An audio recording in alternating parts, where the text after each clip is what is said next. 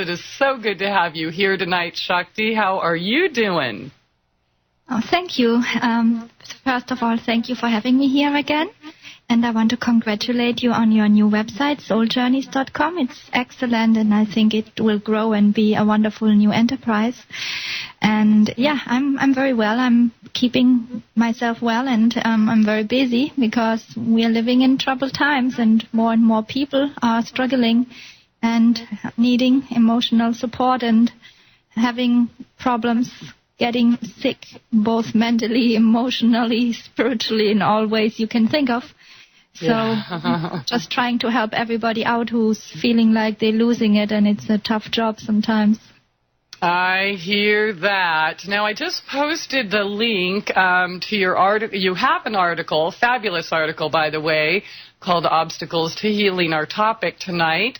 Now, Shakti, you've helped a lot of us out, not only myself. I got a lot of feedback from the listeners as well, with tremendous success.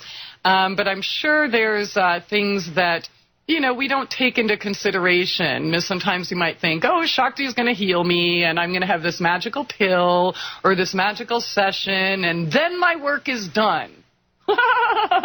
Yeah, well, I wish. Yeah. So there are things sometimes standing in our way that we're not noticing. So let's talk about some of the things that you are able to help people with, but maybe sometimes where, you know, it might work for a while and then not. What are we doing to sabotage ourselves? A lot of things, actually, unfortunately. Maybe let's start at the beginning, what I'm doing to help people. So basically what I do is I try to put the energy right again so that then the body can heal itself and all kind of other symptoms go away as well. Because in the end, we are energy beings. And our physical body is just the expression of our energy body. And that, again, is connected to our consciousness. And as we grow spiritually, our consciousness becomes purer, more aligned with truth, and we have more light in ourselves.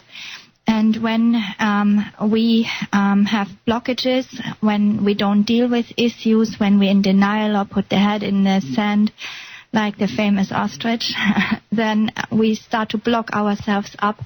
Energy imbalances occur.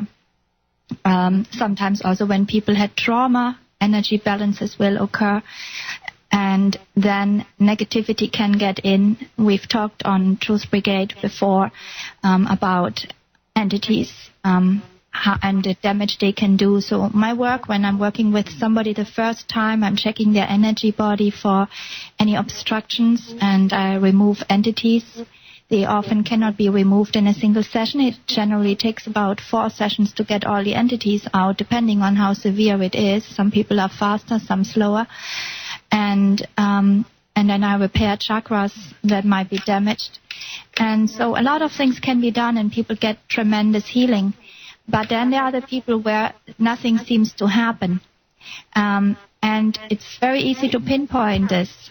You can quite often already hear it by the voice of the people. There's often a certain apathy, and when you ask them, you will hear a general story like, gone to 100 healers, nobody could help me, gone to 100 doctors, nobody could help me, gone to all these psychics, everybody said something else, but nobody could really help me. And then it's time to look at the issues, because the issues are what's keeping the problem in place. And this is where it gets tough, because people are very happy to have a healer come in and heal them, fix their chakras, sort their problems out. But when they hear that they got to do something themselves, or that they got to look at such unpleasant things as their issues, then they quite often resist. I don't know anything about that. Shakti, what are some of the most common symptoms that one would experience if we do have blockages and might be unaware? Well, energy blockages, depending on where they are in the body, can manifest as about any physical problem you can think of, and also mental problems. Very common is when the energy is very blocked, that people will be very tired.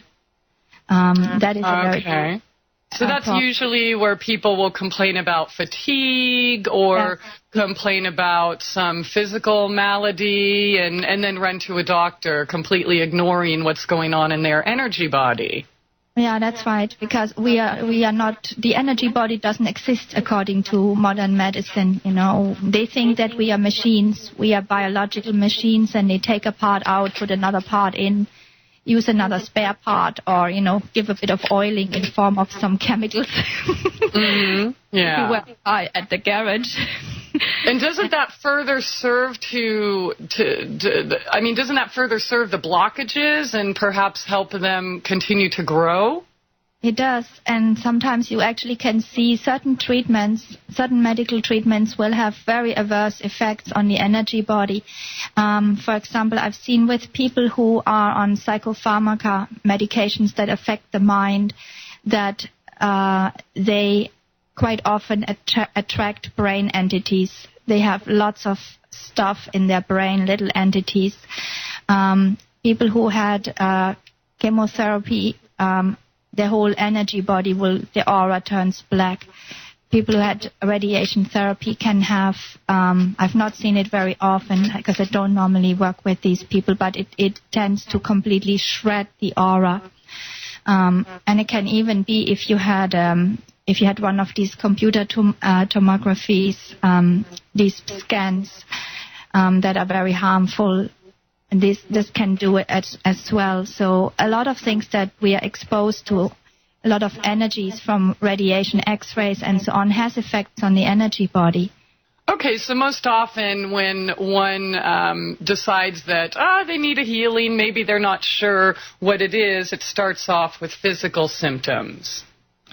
Yeah, but sometimes people also have a feeling that something is just not right, or they don't feel like themselves. Yeah, mm-hmm. Some people know already. Some people have read my articles and they already figured out that they have a soul loss. We talked about soul loss and soul retrieval before on one of your shows, Christy.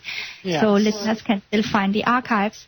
Soul loss, a lot of people have it. Basically, everybody has had some soul loss to some extent. Just depends on how bad it is. Yes. And that usually has the symptoms of feeling depressed, not feeling like yourself, feeling like life isn't as good as before, and just not really finding the enjoyment anymore. And so these people may not have any real physical symptoms, but they feel that something's not right. What about things that we do every day? Some of us that could contribute to soul fragmentation, such as keeping a job you really, really despise in exchange for a paycheck. It's when you're betraying yourself, then you can lose your soul. And if you're doing something that goes contrary to your conscience or better knowledge that your inner voice tells you not to do, and you do it anyway, then you start to lose yourself. Or if you're living a life that you know is not the life you should be living, you have a different calling, but you do the thing that is easier or more socially acceptable, then you can lose a part of your soul, because on a soul level you know that this is not what you came here to do. Yeah, so and things that I see most common is, we stay in relationships we really don't want to be in, whether it's convenient or, like work-related, as I brought up before, where, maybe working for a company that isn't really doing the best things, and, I'm clean, I know they're doing it, but not me, and hey, I have a paycheck, and we have the house on the hill. So are there any other things that we might be doing to ourselves? However, consciously, unconsciously. Taking drugs, that's going to cause serious problems in the energy body. It'll let a lot of entities in. Mm-hmm. And these entities then are going to cause bad luck and all kind of horrific experiences, which are probably going to traumatize you so much that you might get a soul loss in the end.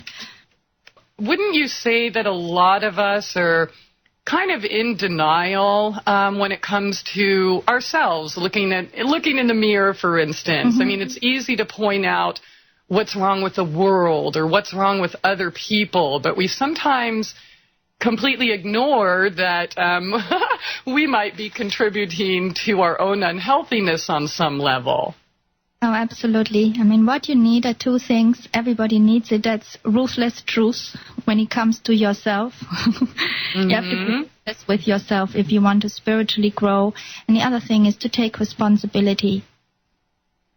Yes. So it's very important when you're on the spiritual path, you know, all these people, they are pseudo-spiritual. They're talking a lot of spiritual stuff that sounds kind of nice, but it all stays on the left logical brain. It's not going in the depth and they're not living it. And then they don't ever look at themselves and they don't assess themselves.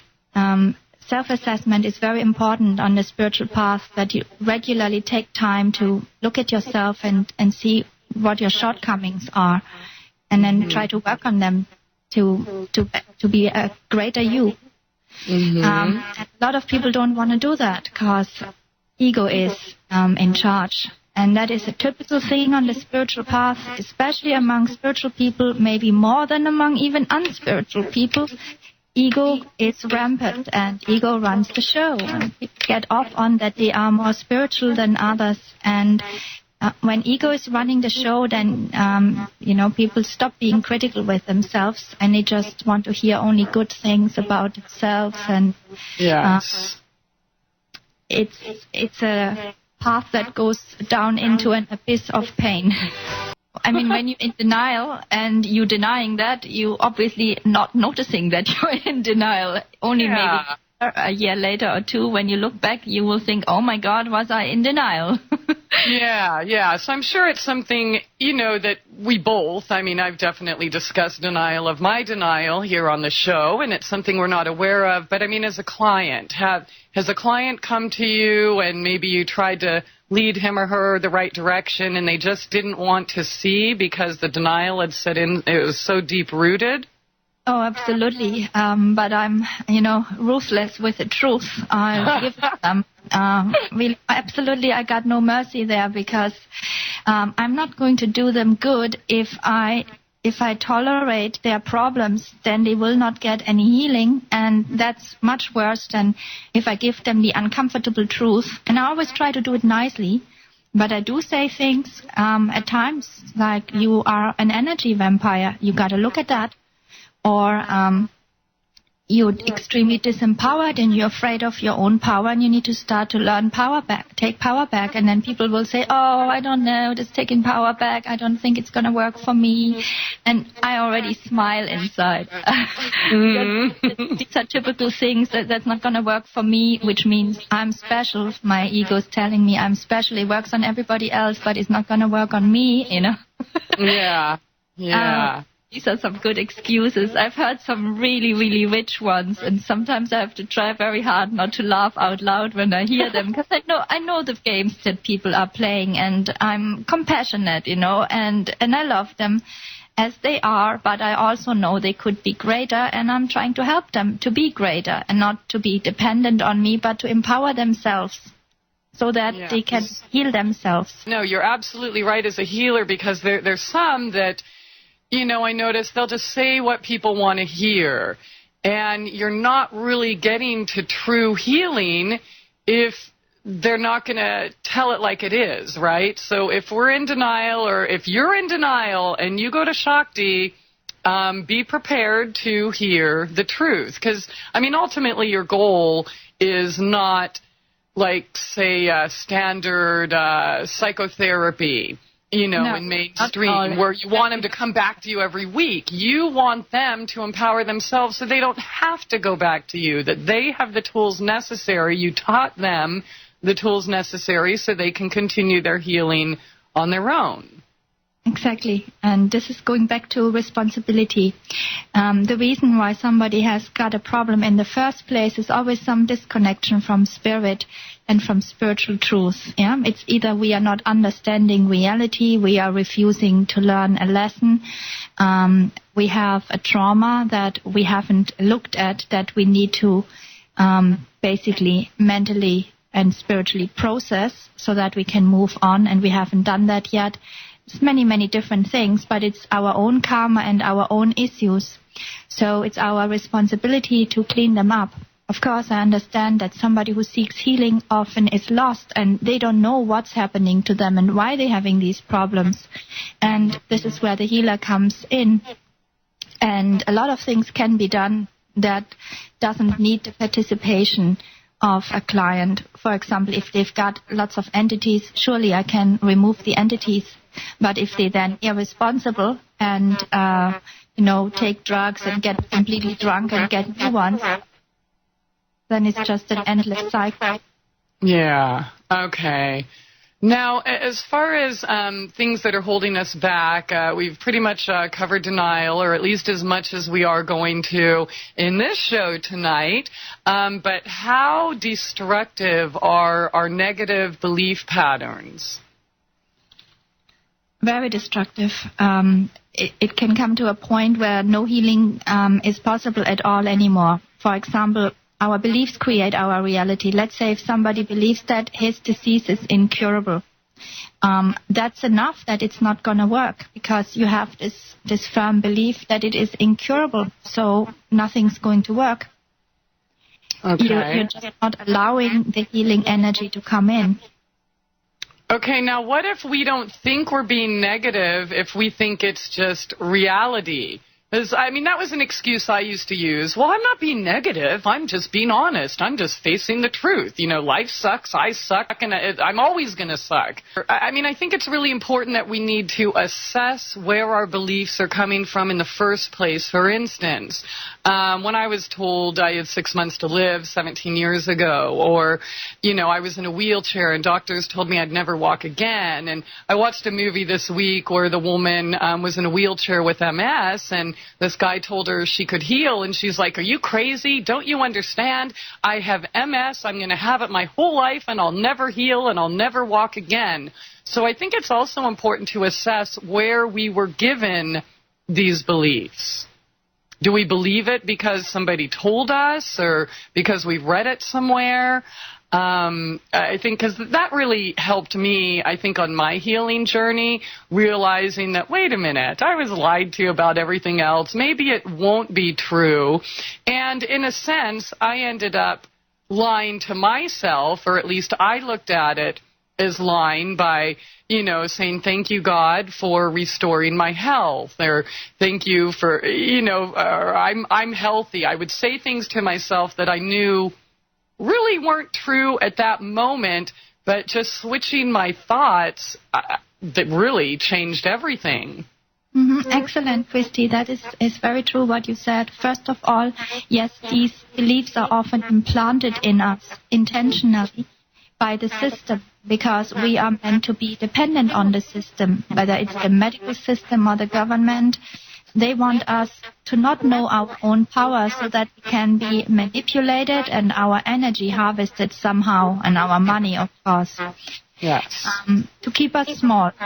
So you hear on TV so much. Since you're a child, you've absorbed like hundreds and thousands of hours of TV with mostly BS. Mm-hmm. And a lot of negative programming. And in between, you got these commercials. When I was in America, I couldn't believe how many medical commercials were running. It was sickening, To try to tell that is there in the world. So I never, when I was watching TV, I always switched off during the commercials. But now I don't even have the TV, and I'm not going to have one again either.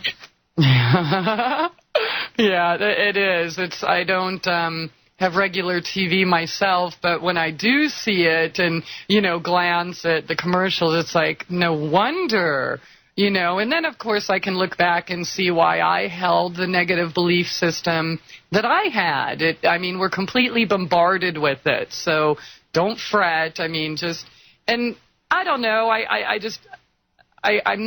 I'm definitely not one to lie, but I did feel that I was lying to myself when I was saying I was healthy when clearly I couldn't walk. But it did change everything, but it also gave me the power to to just realize that I had my own power and that I could change things if I really wanted. And so as I started to see little changes, it just made me more hungry to do what I had to do to take more responsibility for myself to completely overcome it. So, you know, these negative belief patterns that we hold are certainly abundant, but we really can do something about it. So let's say somebody is in a state such as I described, or has some kind of medical condition, and, oh, you're never going to heal, you're going to have to take this drug the rest of your life. What can one do to combat that? Well, first of all, in the situation, when it happens, immediately reject it. I remember once I was at the dentist when I was very young, and he said, what I'm going to do now is going to hurt like hell. And I said, no, it won't. It'll hurt as much as you want it to hurt. And it didn't. And it didn't, really. Mm-hmm.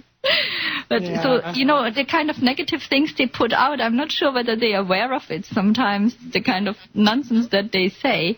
I think they are. They didn't even say it might hurt. No, it's going to hurt like hell. Okay, good, great.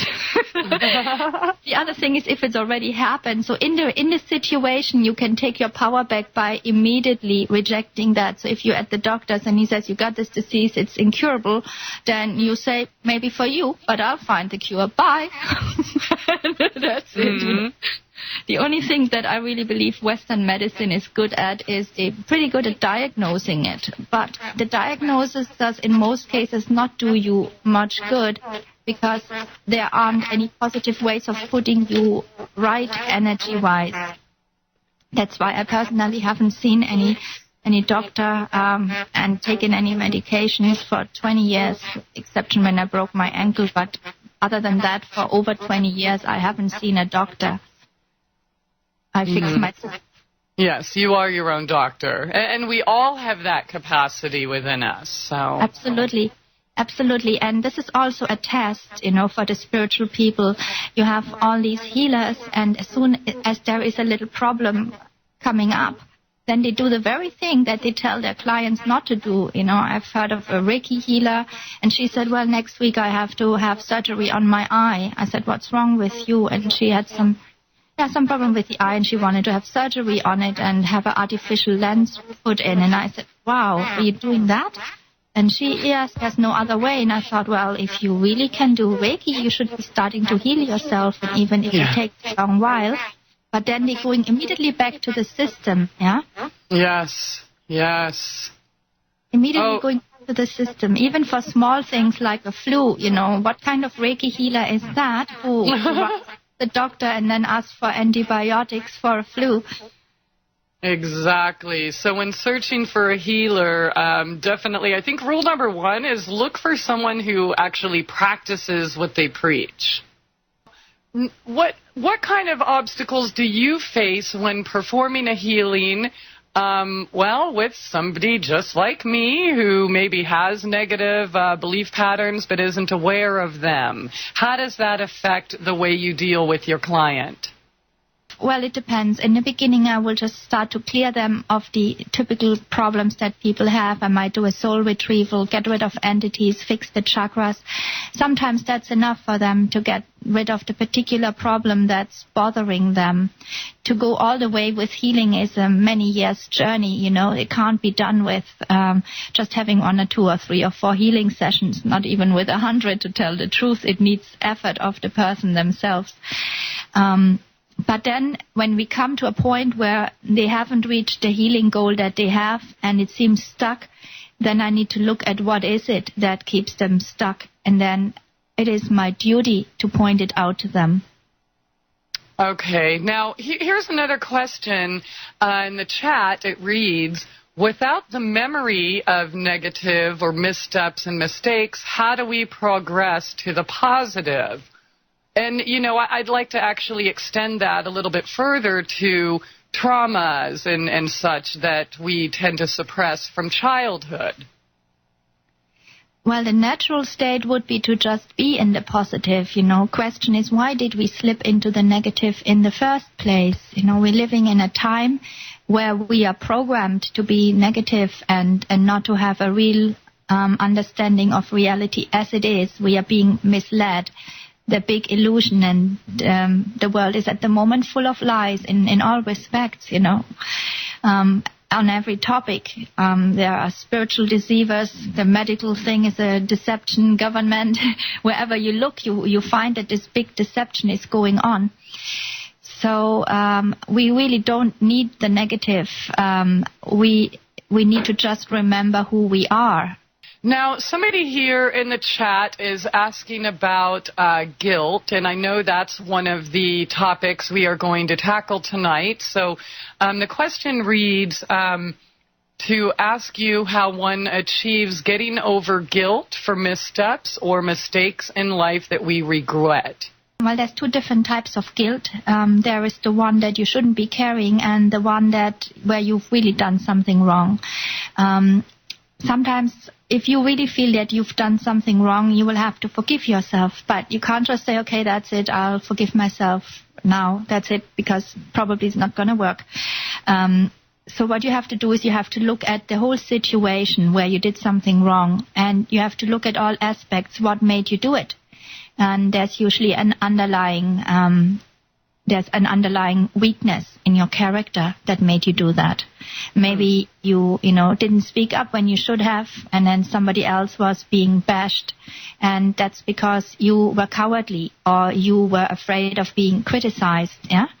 Or losing a job. And so what is it? It's cowardice or it's materialism, yeah? It's betraying yourself, not listening to your inner voice. And once you have identified the actually underlying issue, such as cowardice, materialism, greed, whatever it was, then you just say, okay, so that's my flaw. All right. Now, I don't like this flaw anymore, I'm going to change it. And then you start to develop the opposite. You learn non-attachment. If you attach to the material, you start to act like a brave man and develop courage. So you develop the virtue that's missing, and then once you've resolved this, then you can forgive yourself. You cannot forgive yourself if you don't say that you're not going to do it again and really mean it, and if you're not working on the issue that caused you to make the mistake in the first place. I mean, getting to guilt, and you said there's two kinds of guilt. Many of us carry guilt that really shouldn't be there at all. It's just, oh, well, this is how I was raised due to whatever religion our parents taught us. So can we talk about that type of guilt and how to get over that? Yeah, that's actually the more common guilt. That's guilt that other people have dumped on you, guilt manipulation. And it's in society, and it's in the families, and it's in relationships, yeah. So maybe your mother said, you're not helping me at all, and because of you my life is so hard, and you're so lazy, and you're just making my life hard. So from childhood on, you felt that you were a burden, and that it was your fault that your mother was suffering. Mm-hmm. And that is the kind of guilt that people have dumped on you, yeah. In the example that I've just given, the mother, of course, would have a terrible martyr complex. That's her issue. Mm-hmm. Mm-hmm. And then she's dumping that on you, and you feel awful, and you carry this guilt. Then you develop a belief pattern that you are a burden, or that you are lazy, or that you are good for nothing. And you constantly feel guilty if you allow yourself to have a short break because you think you're not hardworking enough or you're not good enough. So once you understand where the problem comes from, and then you can start to work on the belief system. And there's also meditations you can do where you're actually taking that guilt that has been dumped on you and then returning it to the one who dumped it on you. And I do that I'm teaching people how to take power back, which is a meditation, and that includes, among other things, also cord cutting and giving back guilt that has been dumped on us. And guilt like, God's just punishing you. What about that type of? God is punishing me, okay, is a belief problem, and it's being a victim, yeah? Okay. Like, you're not one of us, or you don't go to our church, or you said the F word, or, whatever. How do we combat issues like that? Well, the victim complex is one of the worst ones to have, because nothing good happens while you're having the victim complex. You'll just be victimized over and over again by about everybody around you. And so the first thing is to recognize, oh my God, I've got a victim complex. That's not nice. I don't like it. And you have to realize, what does a victim usually do? The victim is helpless. The victim likes to complain and wail a lot, but doesn't actually ever fight back, and doesn't defend himself or herself, doesn't fight back, and basically is waiting for a rescuer. And that is very common. You see, when people have a problem, they don't want to take responsibility and sort it out. So the payoff for the victim is that they don't need to take responsibility. It's always somebody else's fault because these bad people did these bad things to them, and they don't need to sort it out. Do you ever notice that some people use their victimhood, kind of wear it as a badge of honor? I mean, I've been seeing all these different groups, save the victims, or we're victims of this, show us attention and things. I mean, being a victim is kind of a business that sells, I think. It's, and I think there's many reasons, perhaps we'll get into them, why they want to continue being a victim or labeling themselves as a victim. And when I look at my past, I mean, we've all been victimized, every single one of us in some ways. So, some people have a lot more traumatic experiences than others, but in some way, I think about everybody has been victimized. I realized, looking back on my victimhood years, that it kind of was a badge of honor, and it was also an excuse to either be irresponsible or, I think, as you said, wait for their savior, or just, contribute further to the negative belief patterns and further fragment my own soul.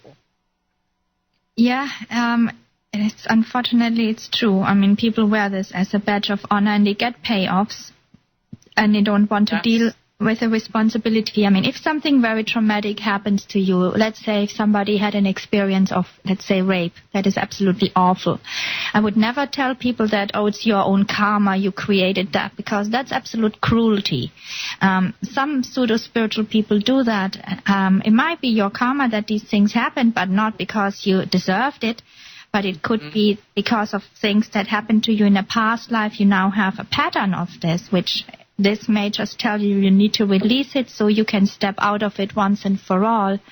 And you can't blame somebody for having been the victim of a crime. But some people will think that they feel that they are victim with whatever tiny thing happens to them. If they don't get a seat in a bus or something, they will think that they've been victimized, or they're already expecting it and they are attracting it that way. And there are even, as I said before, there are whole nations that, enjoy their victimhood and get the payoffs. Yeah, definitely. Okay, so how can we turn from being a victim to being a victor? Well, first of all, understand being a victim is you're going to be a loser. And nothing's going to go well for you. Secondly, start not acting like a victim. Start acting like a warrior. You got to get away from the victim and get the warrior. If things, start a lot. Relationship. People insult you and are verbally abusive, say something back. Don't just shut up and then at home you mull over it for weeks, what they said to you and how hurtful it was. Just say something straight back, Somebody physically attacks you, fight back with whatever little force you have is better than just allowing it. Fight for your right. Defend yourself. Anger can be a positive force because it teaches you not to take it anymore. That basically your territory is being invaded and you need to do something. Anger is a direct result of being disempowered. Yeah.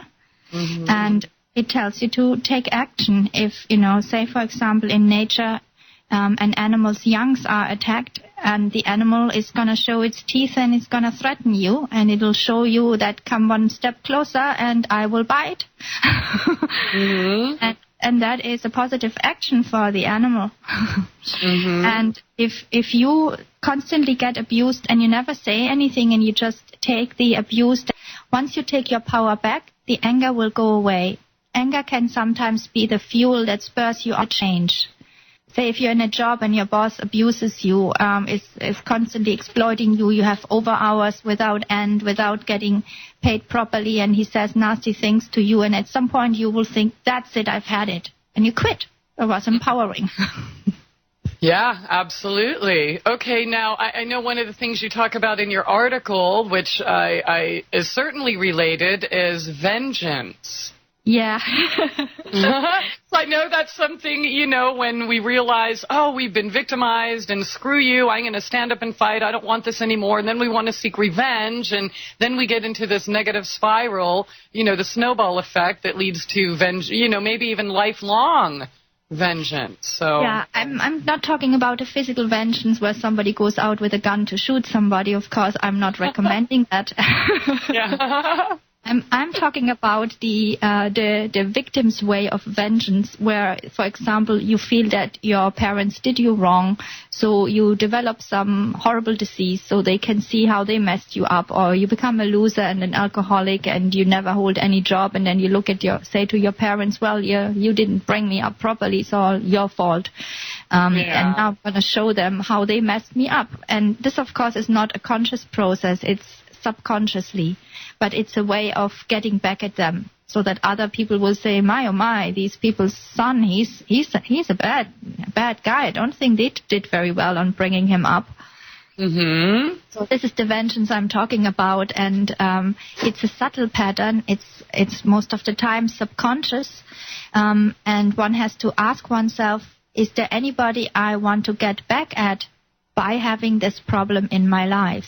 Yes. Okay, so what you do talk about in your article is you say that some people are actually trying to punish God or prove God doesn't exist by having a horrible life. And, some things I hear often all the time, because, that's a really good point. They want to see what they can get away with, et cetera. But one thing I hear about all the time is, well, obviously there isn't a God because there's no way these little children would be dying.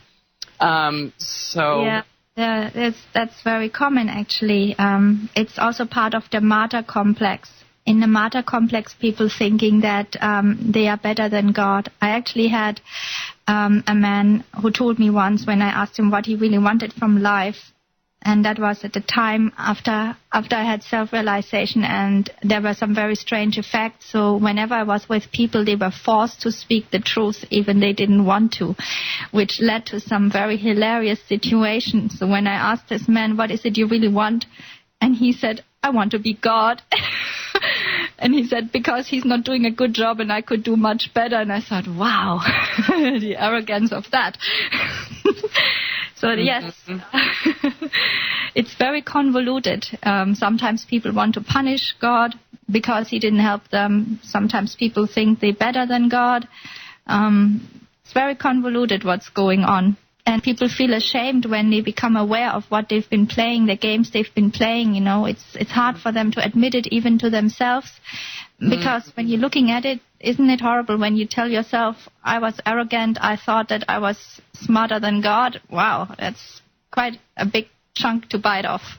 So then the guilt creeps in again, and that's another vicious cycle. And the self-punishment, it's a cycle, isn't it? Yeah, it sure is. Okay, so let's say we have, or say you have a client, or say you have somebody that is pretty self-aware, and they realize that they lived through the shame and the guilt, and they made decisions in their life that, maybe they were trying to prove that God doesn't exist or punish God or whatever, some of the things that we've talked about tonight. And then they realize that, it was their negativity and such. What are some of the steps that they can take to break that cycle? Well, the first thing is to admit it, really. First, you got to admit it. It's a bit like the Alcoholics Anonymous, I guess. You got to tell yourself. Instead of being in denial, say, all right, now I know. I've got a victim complex. Okay, I'm going to work on it. Then you have to examine yourself in your daily life all the time, whether you're acting like a victim or if you have guilt. You have to become aware every time you feel guilty. And then you have to look at what made me feel guilty. Was that justified? Or have I been guilt manipulated by somebody who's taking my power? Then stop feeling guilty about it and see the manipulation of the other people.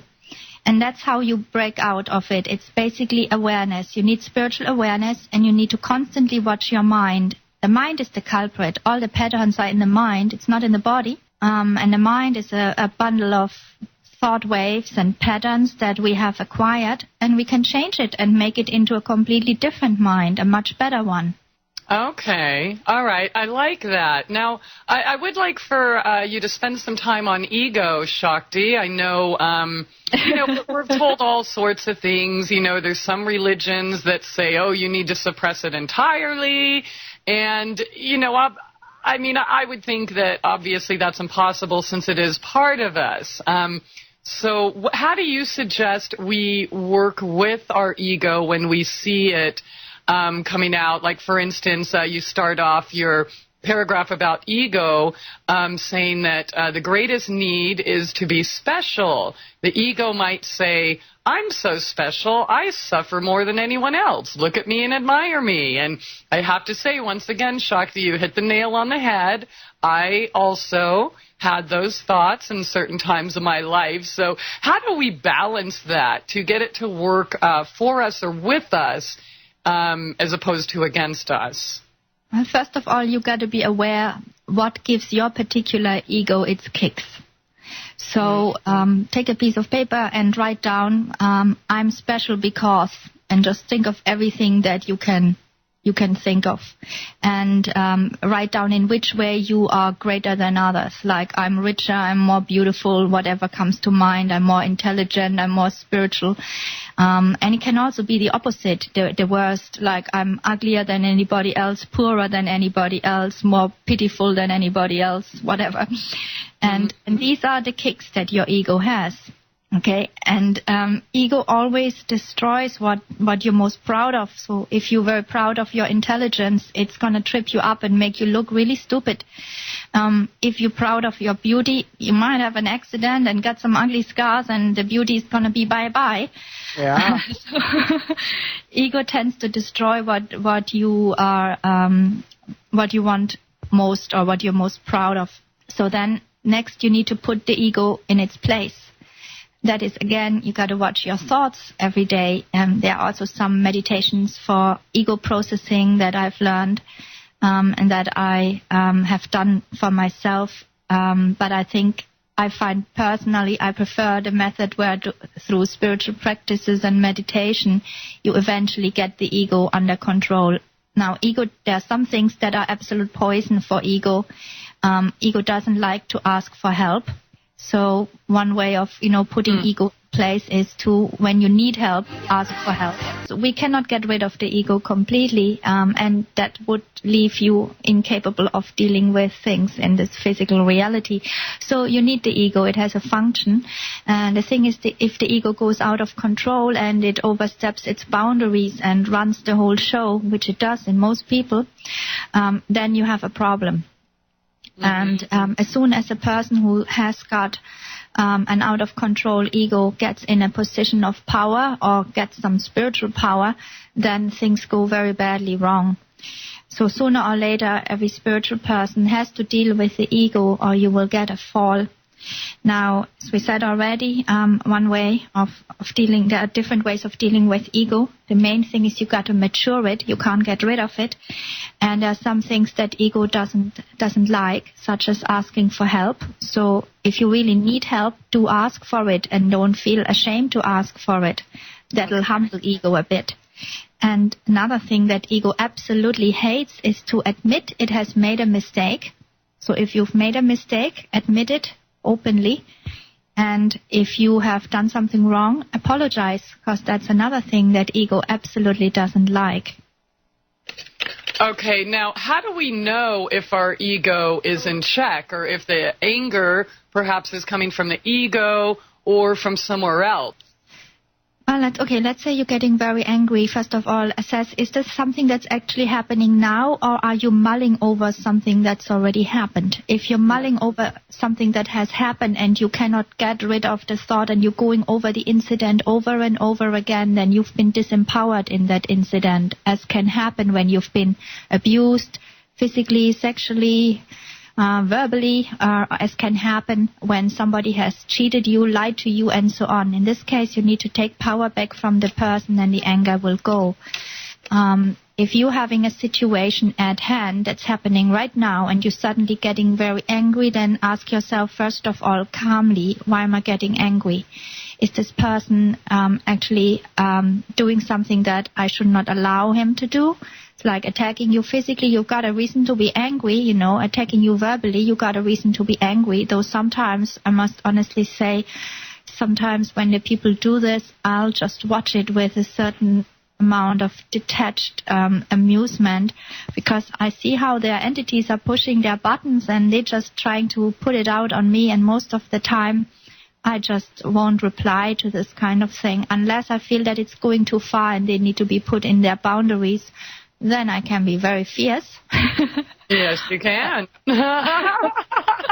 But the good thing is I calm down very quickly. I say what I have to say, and I can be really fierce about it, but I'll calm down afterwards. Yeah, get it out and deal with it then. Don't hold on to it. Don't harbor Exactly. it. I mean, No, if you're angry about an incident 10 years ago, about some minor thing, then you will really need to let go and forgive there. But you might consider whether you should be taking power back from that person, because most likely it's needed.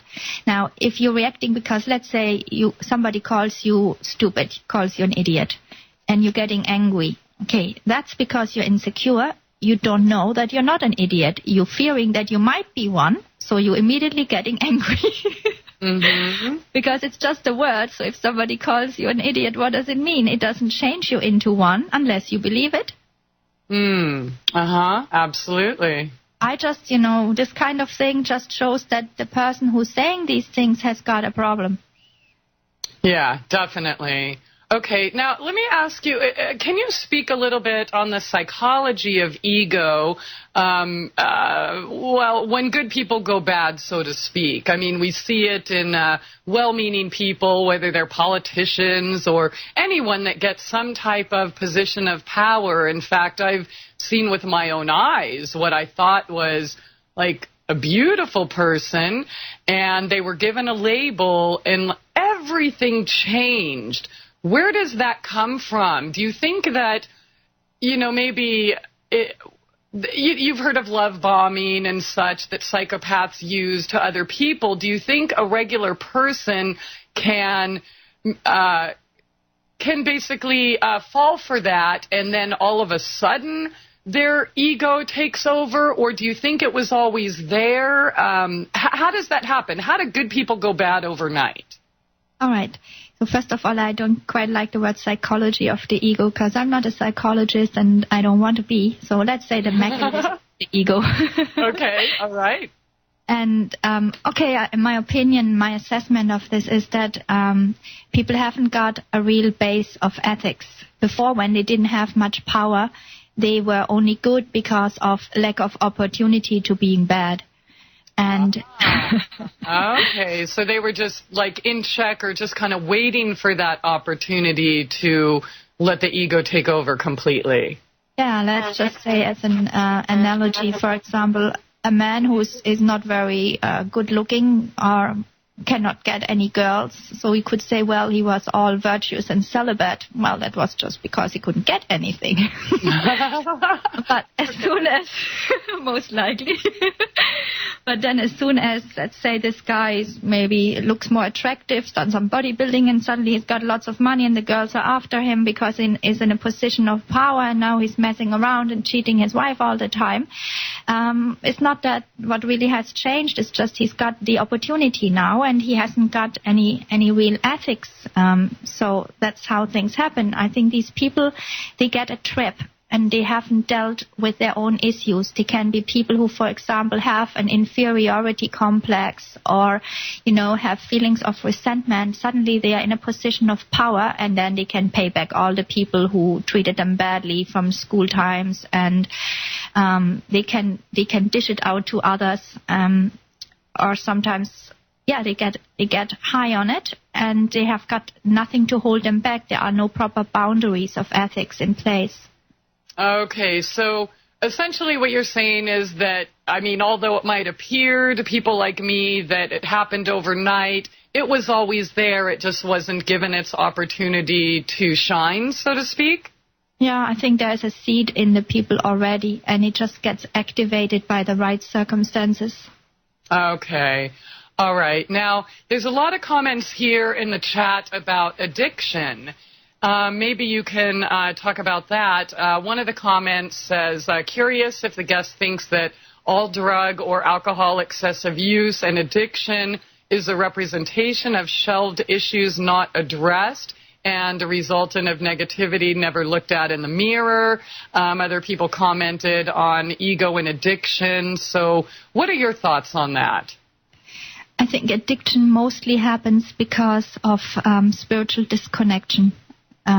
We all remember on a soul level a state of utter joy and beauty that we once had, and that this is our natural state. And the world that we're living in is totally unspiritual and materialistic.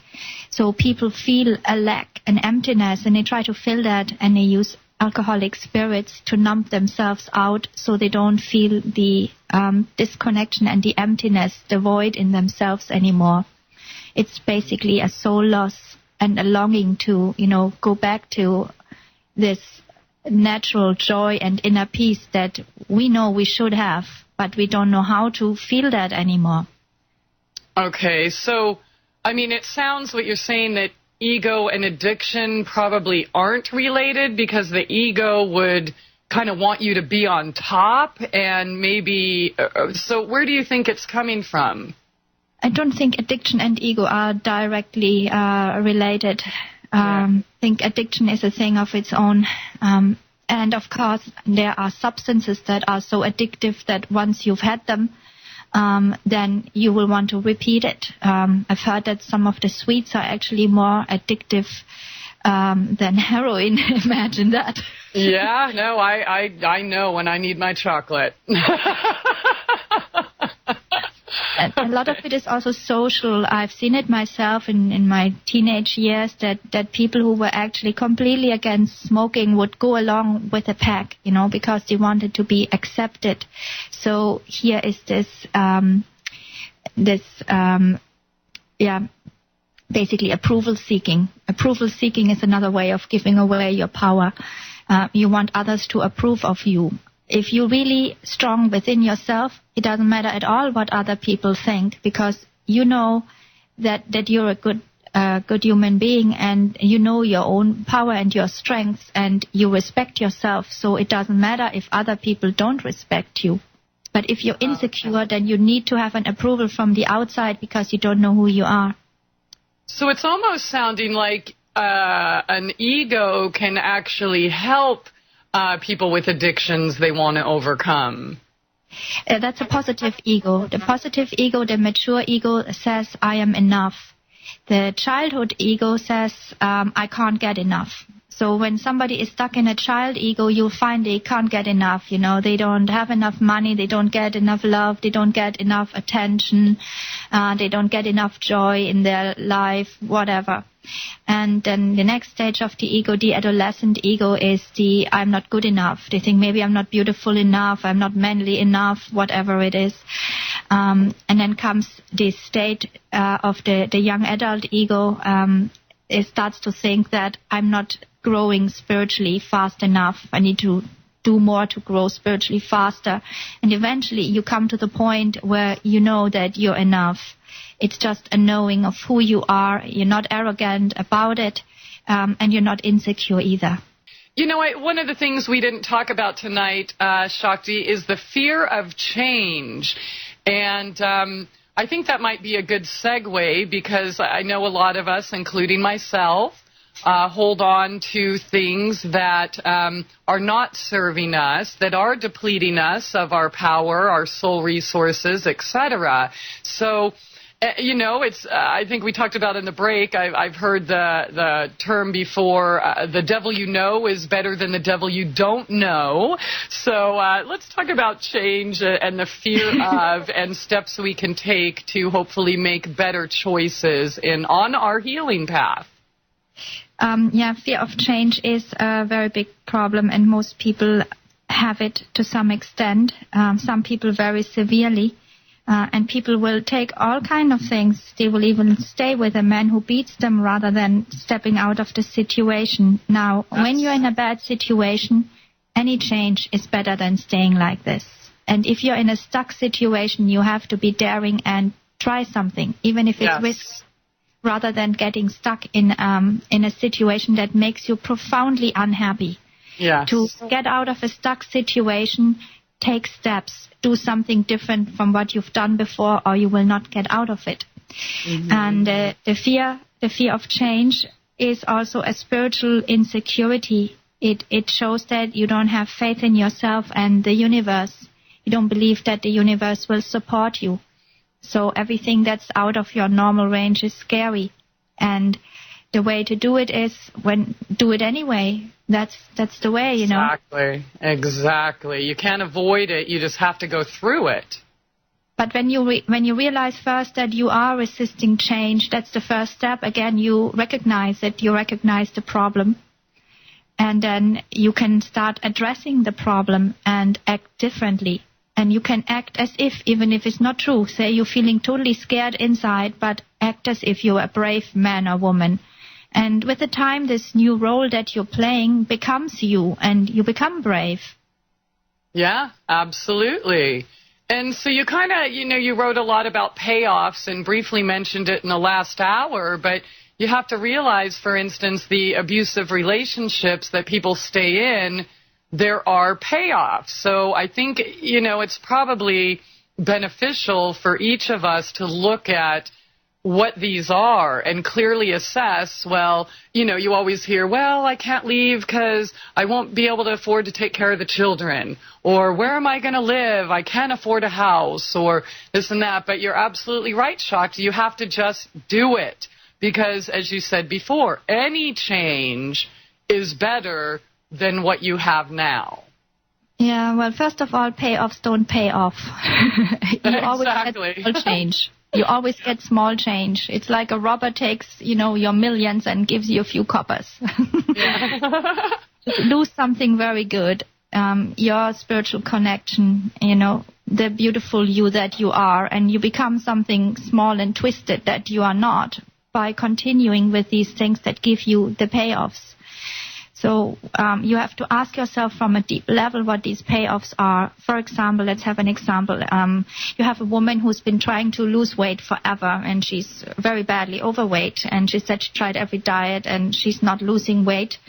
And of course, we can have metabolic problems and so on. But let's say that these people often have a reason for not really losing weight, because it is a barrier so that people don't get too close to them.